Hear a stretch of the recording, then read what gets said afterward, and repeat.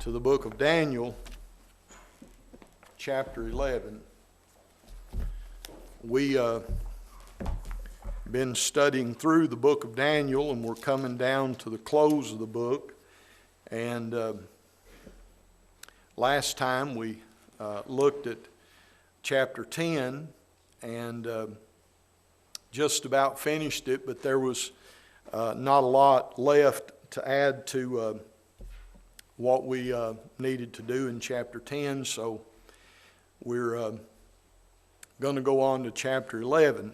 Now, chapter 11 is an enlargement upon chapter 8, so if you took some notes and studied with us in chapter 8, then you're going to gain some more details and a fuller explanation of what's recorded in chapter 8.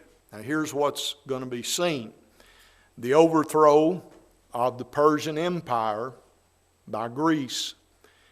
Now, for those of you that have been studying with us, I want you to retain some things, and I want you to remember the great image that Daniel saw in Daniel chapter 2 when he saw the head of that was Babylon, and then he saw the shoulders and the arms, Medo-Persian of silver, and then he saw the Grecian Empire, and then he saw the Roman Empire, and then the feet in clay were mixed with iron and clay, and then he saw the stone hewn out of the mountain, not with hands, and this stone rolled down and crushed the great image, showing that the kingdom of God will crush all the kingdoms of the world.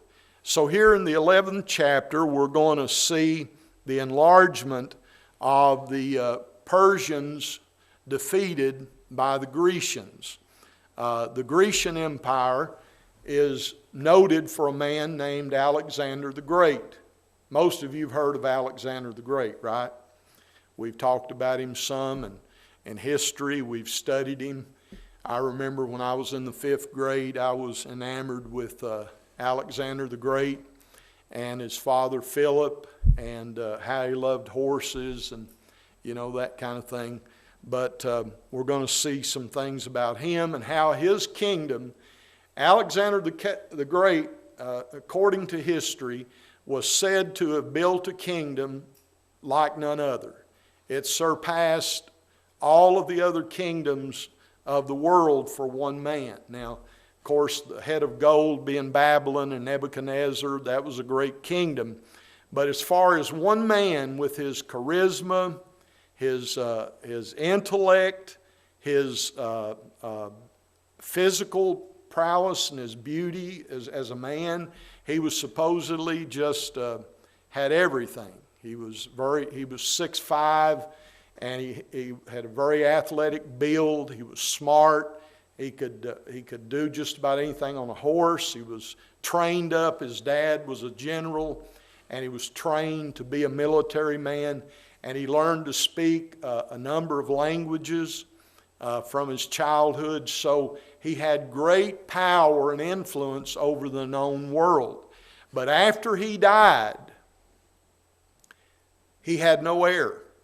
He had 2 children that were his heir, and one was had some mental deficiencies and could not fend for himself, and he was put to death. And then he had another heir who was also put to death. So Alexander died having no fleshly heir to take the throne.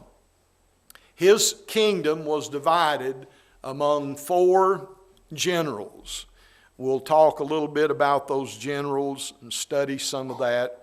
And in those divisions, they divided up Egypt and different parts of the world and made them 4 little kingdoms. Not little, but they weren't as big as they were when they were all one.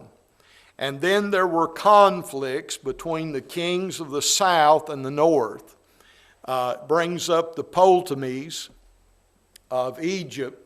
The Ptolemies kind of were like the pharaohs, and they rose up in Egypt to power, and then the Seleucida kingdom, and then one man in particular, I want you to remember, his name is Antiochus Epiphanes. Antiochus Epiphanes he was brilliant and had a lot of power and influence, but he was a wicked man, and he did a lot of terrible things that are noted in chapter 11. So let's take our Bibles now, and quickly let's read Daniel chapter 11. Also I, in the first year of Darius the Mede, even I stood to confirm and to strengthen him. Now remember, Darius was the emperor, the king over the Mede and the Persian Empire. And verse 2, now will I show thee the truth. Behold, there shall stand up yet 3 kings in Persia, and the 4th shall be far richer than they all. This is referring to Alexander. And by his strength, through his riches, he shall stir up all against the realm of Grecia. And a mighty king shall stand up that shall rule with great dominion and do according to his will. And when he shall stand up, his kingdom shall be broken and shall be divided toward the 4 winds of the heavens. Now remember, he had 4 generals, and they fought among themselves and divided up the kingdom. And not to his posterity or to his children, nor according to his dominion which he ruled, for his kingdom shall be plucked up, even for others besides those. Alexander amassed hundreds of millions, perhaps even today in value would be trillions of dollars. Everything he wanted. He was an immoral man too. He was bisexual, had homosexual relations as well as relations with women. And so he was a mixed up, wicked man like most of the rulers were. And his kingdom, though it was great, was just plucked up. I mean, with all of his power and prestige and the battles he won, I mean, some of the things he did are incredible. How he led those troops, those soldiers over mountains and snow-covered passes and into places where you wouldn't think a human being could go. But he led them, and they had great victories, but his kingdom would not last. And the king of the south shall be strong, one of his princes, he shall be strong above him and have dominion. His dominion shall be a great dominion. And in the end of years they shall join themselves together, for the king's daughter of the south shall come to the king of the north to make an agreement, but she shall not retain the power of the arm, neither shall he stand, nor his arm, but she shall be given up, and they that brought her, and he that begat her, and he that stretcheth her in these times. But out of a branch of her roots shall one stand up in his estate, which shall come with an army, and shall enter into the fortress of the king of the north, and shall deal against them, and shall prevail. Shall also carry captive into Egypt their gods, with their princes, with their precious vessels of silver and of gold, and he shall continue more years than the kings of the north. So the king of the south shall come into his kingdom, and shall return into his own land. Now let's stop right there at the end of verse 9 so we don't get ourselves out of position. I want us to read verse 18 because it is an important verse in the chapter. After this shall he turn his face unto the isles, and shall take many, but a prince for his own behalf shall cause the reproach offered by him to cease. Without his own reproach he shall cause it to turn upon him. In the first year of Darius, Darius's other name was Xerxes II, the year of the conquest of Babylon. Daniel chapter 5 told us about that. Cyrus wielded great power. Though in name he was subordinate to Darius, in that year there was an edict for the restoration of the Jews, which Daniel was at the time of prayer when the Lord came to him and told him he was going to answer that prayer. And remember, we talked about that in Daniel 9 when the decree went forth by Cyrus to rebuild Jerusalem until the coming of Christ would be 490 years until that would be complete. So we see that these verses imply that God was prompt in his dealings and his work among men. You know, we see people come to power and we wonder, well, how'd that person get elected? Or how'd that person do this or do that? But God has a plan.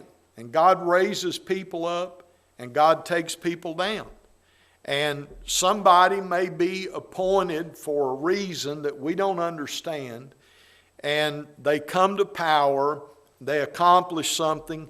You know, I've thought about the fact that our president made Jerusalem the capital of Israel.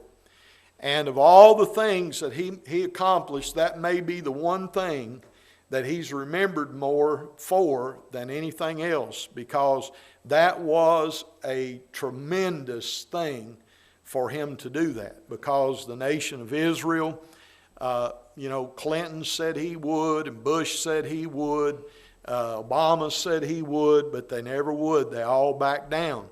But Trump, though there's a lot of things we could say about him, may not be so nice, you do have to admit that he does try to keep his word and the promises he made. But anyway, God raises these men up. Psalm 94 talks about this. He strengthened him. Namely, it mentions Michael. Chapter 10, verse 21 mentioned Michael as well. It said, "But I will show thee that which is noted in the scriptures of truth, and there is none that holdeth with me in these things but Michael, your prince." He strengthened himself. He helped the angel, both joining their powers in behalf of Israel, and Darius, the angel, confirming him in his purpose of kindness to Israel.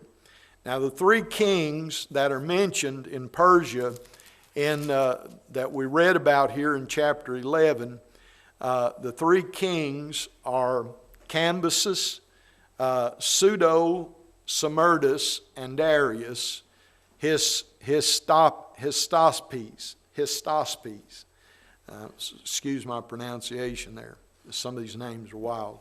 The Ahasuerus of Esther, Xerxes, both in Greek history and in scriptures, appeared very proud, self-willed, careless, and they had many Persian customs. And if you look at verse 2, talks about how that they would have these different customs, and how that these three kings would rise, and then a fourth one would rise above them and be stronger. The Ahasuerus of Esther was a strong man and had lots of power. This riches was known. They wrote songs and proverbs about it. Persia reached its climax and showed its greatest power in the invasion of Greece in 480 BC. After his overthrow at Salamis, Persia is viewed as being politically dead, though it had existed for some time. Daniel chapter 11 verse 3 makes it clear, "And a mighty king shall stand up that shall rule with great dominion and do according to his will." Without noticing, Xerxes' successor proceeds at once to Alexander, under whom first the third world kingdom, Greece, reached its culmination. Under Alexander the Great, Greece knew its greatest zenith, and Alexander had a lot of customs that he changed, like he was one of the first men, if you study history, he had his men all shave because a lot of times in warfare, if a man had a beard, if he was fighting a guy, he could grab his beard and hold on to him. So he had them shave their beards, and that became a custom. Before then, it was very few people ever shaved. Most men just wore their beards. 4 years were spent in gathering an army out of all of the parts of the empire, and he got together about 2,641,000 men, according to the historians. And he was a mighty king, as verse 3 says. He would do according to his will, and he correlates with the he-goat, or the notable horn, in Daniel 8:6, Daniel 8:7, and 8:21. Alexander invaded Persia in 334 BC to avenge the hurts and wrongs of Greece on Persia for Xerxes' past invasion. Alexander said in a letter to Darius that he was going to extract revenge for all that had been done to them by the invading forces. Many times that's what war is all about. It's about vengeance. It's about people wanting to get even. You know, lots of people have died over foolish things in warfare, and that's why we need good people in positions of authority before we go into war. We also see that Alexander had sons. We mentioned he had one son named Hercules. Can you imagine calling your boy Hercules? And he was born to a woman by the name of Barsine. And this was Darius' daughter. And Alexander had by Roxana another child who was both slain. And the four successors to Alexander's kingdom took over and could never build it to the point that it was in the days of Alexander. And we see in chapter 8, verse 22, the king of the south literally rose up and he took the title king. And one of the princes, Seleucus, at first was working under Ptolemy, but from 312 BC, king of the largest empire after that of Alexander, Babylon would fall, as well as the other kingdoms before it. And in the end of years, when the predicted time came, the consummation, God's judgment fell. The king's daughter of the south was Bernice, daughter of Ptolemy, Philadelphus of Egypt, the latter in order to end his war with Antiochus, Theus, king of the north. Literally, midnight, the prophetic phrase for the region which came afflicted Israel. Jeremiah talked about it in Jeremiah 1 and Joel. So you can see this is all about kings and history, and I mean, you can go into this and you can spend hours upon hours studying the history. It's not real exciting, but it shows you that God's word is true, and He sets up kings and takes them down. Now let's notice in verse 10, "But his son shall be stirred up, and shall assemble a multitude of great forces, and one shall certainly come and overflow and pass through. Then shall he return and be stirred up even to his fortress. And the king of the south shall be moved with choler," or wrath, "and shall come forth and fight with him, even with the king of the north, and he shall set forth a great multitude. But the multitude shall be given into his hand, And when he hath taken away the multitude, his heart shall be lifted up, and he shall cast down many 10,000s, but he shall not be strengthened by it. For the king of the north shall return, and shall set forth a multitude greater than the former, and shall certainly come after certain years with a great army and much riches. And in those times there shall many stand up against the king of the south. Also the robbers of thy people shall exalt themselves to establish the vision, but they shall fall.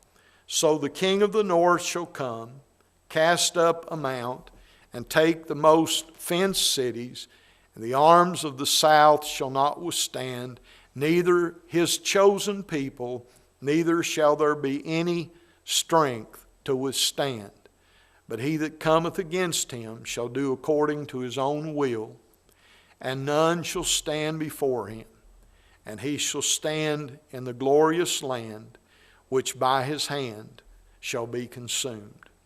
He shall also set his face to enter with the strength of his whole kingdom, and upright ones with him. Thus shall he do, and he shall give him the daughter of women, corrupting her, but she shall not stand on his side, neither before him.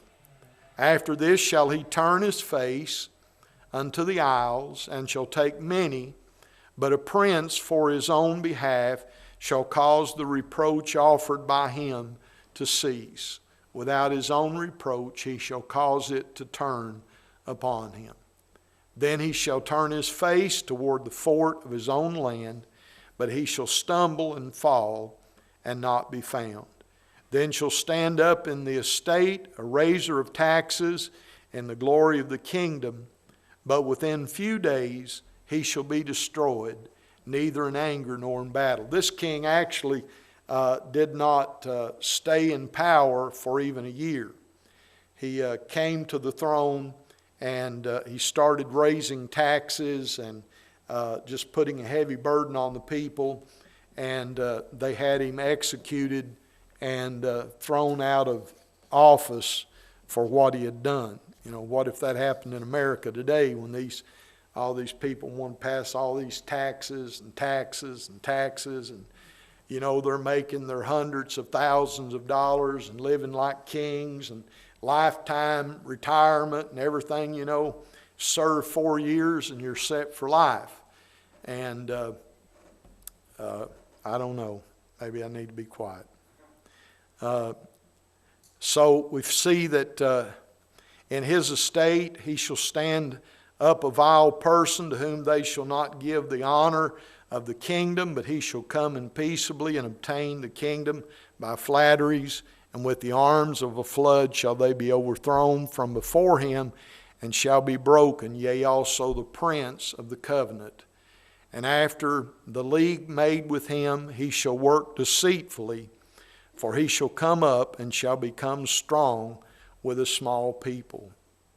You know, you could almost apply about everything we've said here to some situation that we've known about, or things that have happened in the past. The king's daughter of the south, as we mentioned, was Bernice. She was the daughter of the Ptolemy of Egypt. And in order to end the war with Antiochus, king of the north, she was worked wickedly and deceitfully and tried to promote herself. She actually wanted to set up her own kingdom in Egypt.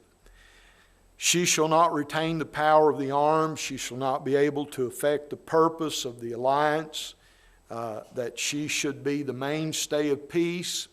Ptolemy died. Antiochus took back Laodice, who then poisoned him and caused Bernice and her son to be put to death. They were taken out of the picture, so Bernice and her 2 children were killed. And Seleucus, dictator to the throne, neither shall he stand. The king of Egypt shall not gain his point of setting his line on the throne.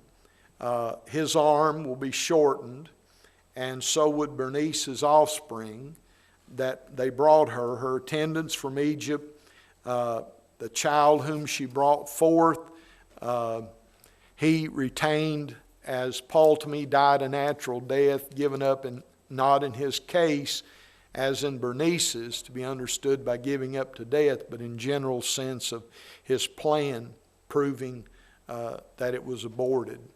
A branch of her roots, a brother of Bernice, succeeded in the place of Philadelphus, avenging her death by overrunning Syria, even to the Euphrates River. They dealt very treacherously and dealt with the Syrians at their own pleasure, and slew a king by the name of Laodice. They would carry into Egypt their gods. Ptolemy, on hearing of the sedition in Egypt, returned with 40,000 talents of silver, precious vessels, 2,400 images of idols of gold. There was Egyptian idols that were carried from Egypt into Persia. The idolatrous Egyptians were so gratified that they named him Euergetes, or benefactor. Ptolemy survived Seleucus 4 years, reigning in all 46 years. Then for several years he ceased and started contending with the king of the north and was defeated. He would come to his kingdom and he would suffer impunity, and there would be great spoil. You know, it's no wonder that they're making all these discoveries and finding all these treasures. The ships carried great treasures. We went to the Keys in Florida and saw the great treasure that they found out there on, what was the Atrocia? I can't remember the name of the ship, but the shipwreck, it was a Spanish galleon, and it had like $3 billion in silver and gold and jewels, everything in the world. It was quite a sight, but there's no doubt that many of these things around the world today in people's possessions, and some of it in the ocean, but a lot of this wealth disappeared, and they didn't know where it went, just like, you know, the Ark of the Covenant. And people think that they're going to find the Ark of the Covenant and all these things, and they make it out to be something far more than what it is. And it all comes to naught. You know, I think one of the reasons the Lord won't allow some of those things to be found is that people would worship it. You know, it would become a god to them. And we don't need that. We also see that Antiochus penetrated to Dura, where he gave Ptolemy a 4 months' truce and returned the war at the end of the truce in Daniel 11:13. The king of the south moved with choler, or he was very angry at the losses.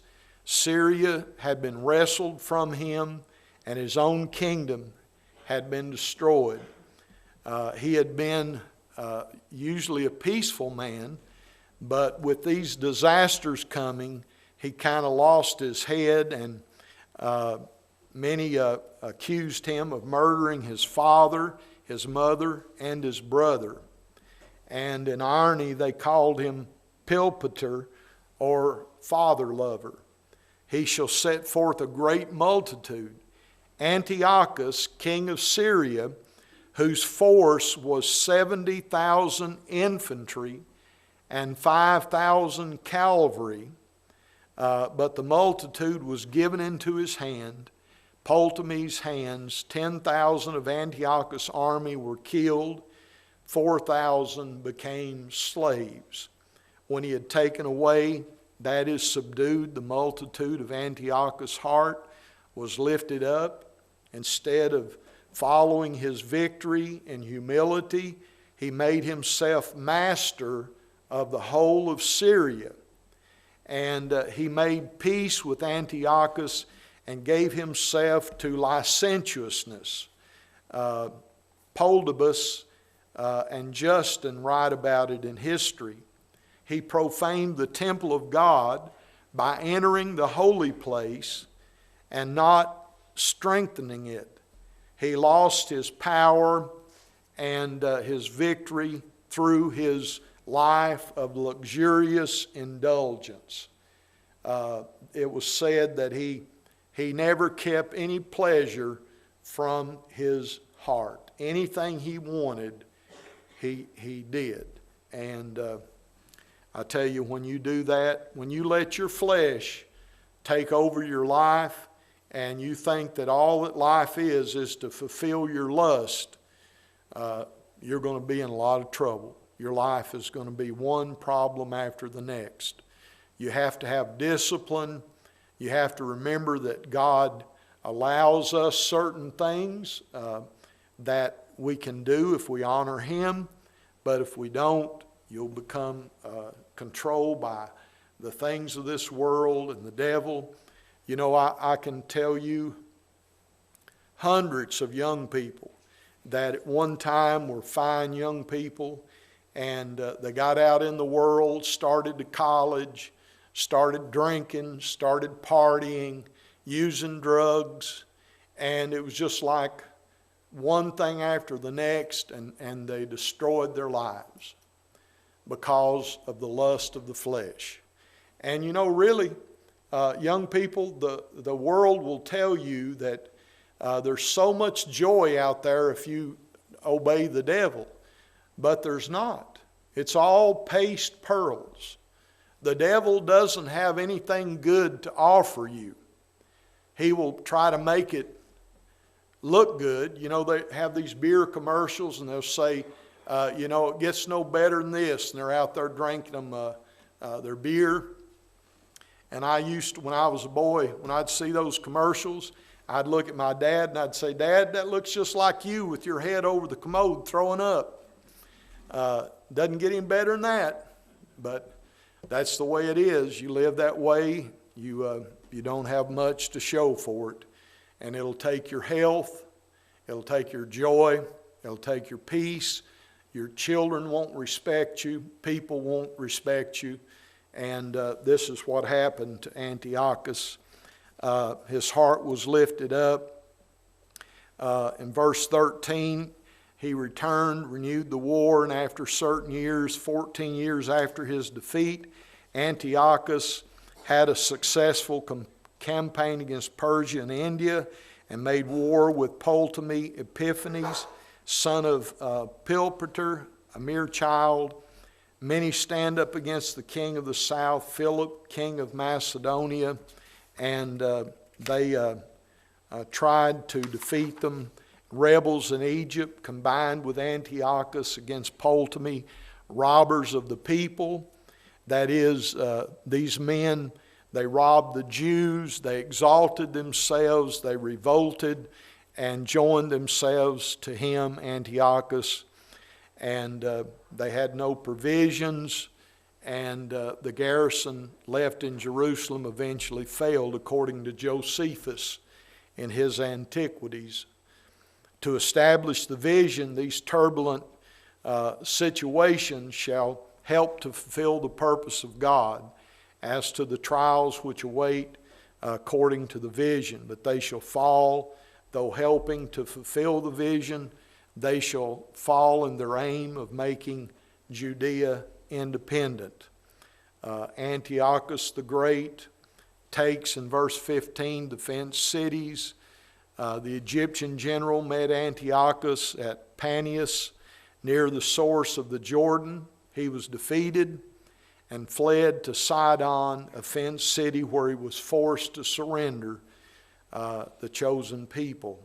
Egypt's army was sent under Europus to deliver Scopus, but in vain. He that cometh against him, Antiochus coming against Ptolemy Epiphanes.